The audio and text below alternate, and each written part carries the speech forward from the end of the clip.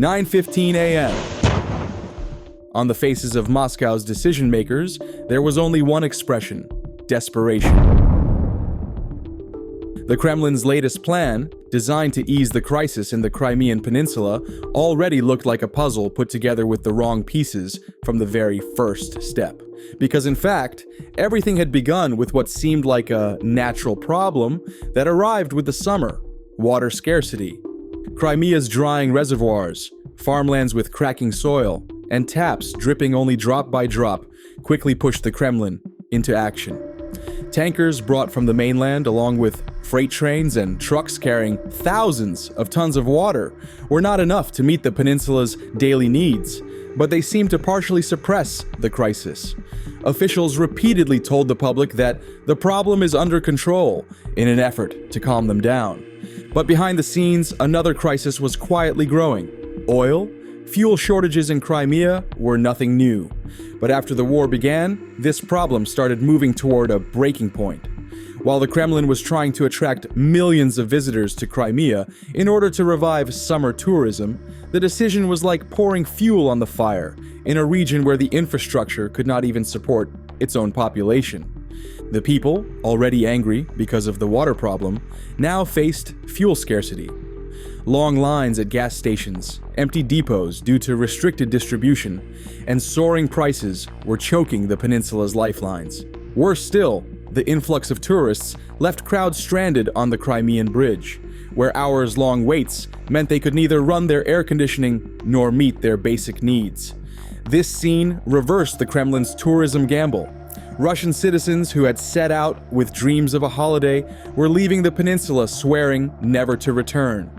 The fuel crisis, of course, threatened not only civilians, but also the front line. Precision strikes carried out by the Ukrainian army targeted oil refineries and depots in southern Russia, rapidly depleting stockpiles. These attacks were a strategic blow dealt to Moscow's war machine. Tanks, armored vehicles, and logistics trucks all required diesel. Without diesel, the entire war front came to a standstill. For the Kremlin, the solution seemed clear: redirect part of the remaining fuel supply to Crimea. This decision meant making a critical choice between the front line and the peninsula.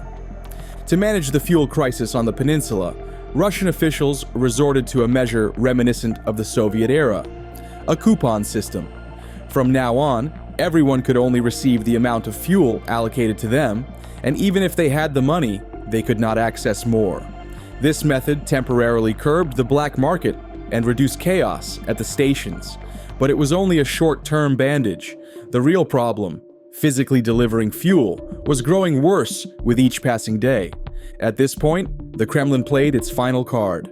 Hundreds of fuel wagons dispatched by train from the massive depots in the Zaporizhzhia region were seen as the last hope for Crimea.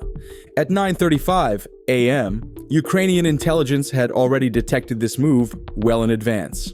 Reconnaissance teams from the 65th Motorized Rifle Brigade had been monitoring the railway lines in the region with drones for weeks. Therefore, when the convoy rolled onto the tracks, it was being shadowed almost step by step. Finally, the expected strike took place at 10:32. On the line between Urozhain and Tokmak, Ukrainian drones targeted the moving convoy. Footage showed massive fuel tankers bursting into flames, while thick black smoke from derailed wagons rose high enough to be seen from miles away. In this way, Crimea's last hope had gone up in ashes.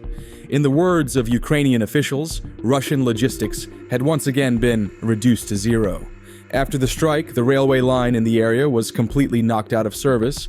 Repairing the tracks, extinguishing the burning tankers, and clearing the wreckage would take days, if not weeks. During this time, the main artery delivering fuel to Crimea had been paralyzed. The alternative plan of using road transport was both insufficient in capacity and highly vulnerable to further attacks. The only remaining option was the Kerch Bridge, but the bridge itself was already a crisis zone.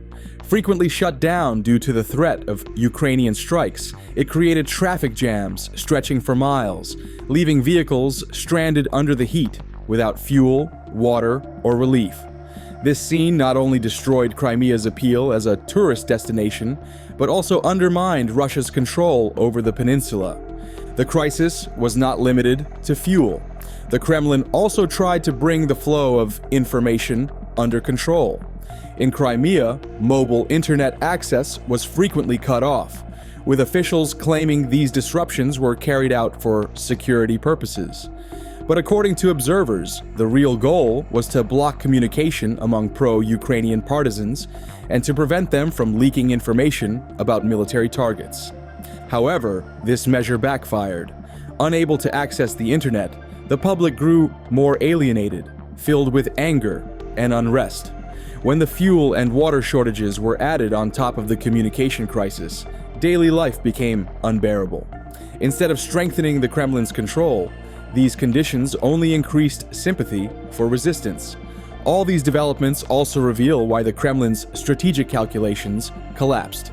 In trying to balance its resources between the front and the peninsula, weaknesses emerged on both sides.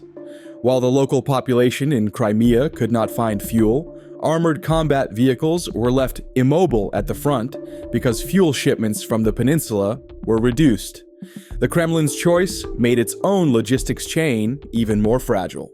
Moreover, Ukraine's strike strategy was beginning to leave deep and lasting effects behind the front lines. In modern warfare, not only the front itself, but also hundreds of kilometers to the rear can become a target. This creates a situation that constantly challenges Russia's traditional war doctrine. As a result, what is seen in Crimea today is not just a fuel crisis, it is the intersection of a series of simultaneous breakdowns. Water shortages, tourism pressures, inadequate infrastructure, dwindling fuel supplies, and communication blackouts feed into one another, deepening the crisis. The only certainty is that Crimea's logistical arteries have suffered severe damage, and the Kremlin's capacity to sustain the peninsula has been seriously undermined. To understand the situation in Crimea, one must take a step back. For Russia, the peninsula is not only a strategic base, but also a symbol for domestic public opinion. For the Kremlin, Crimea functions as a showcase. Therefore, every crisis in the region is not just a logistical problem, but also a political wound. This is precisely why the fuel shortage has driven not only military commanders, but also the political elite in Moscow into deep concern. Continued fuel scarcity, the decline of the peninsula's tourist appeal, the constant closures of the bridge, and the daily suffering of the local population all contradict the strong control image that the Kremlin presents to its domestic audience. Ukraine's strategy is quite clear at this point. Instead of advancing directly along the front line, it targets the enemy's weakest arteries. This is one of the most striking features of modern warfare. The battlefield is no longer only where tanks clash. Energy lines, logistics depots, railways, and bridges are now direct targets of war. Ukrainian drones, through low-cost yet high-impact strikes, can bring Russia's multi-billion-dollar war machine to a standstill. A drone striking a train convoy may seem like a small spark, but its consequences create a chain reaction that affects the daily lives of hundreds of thousands of people.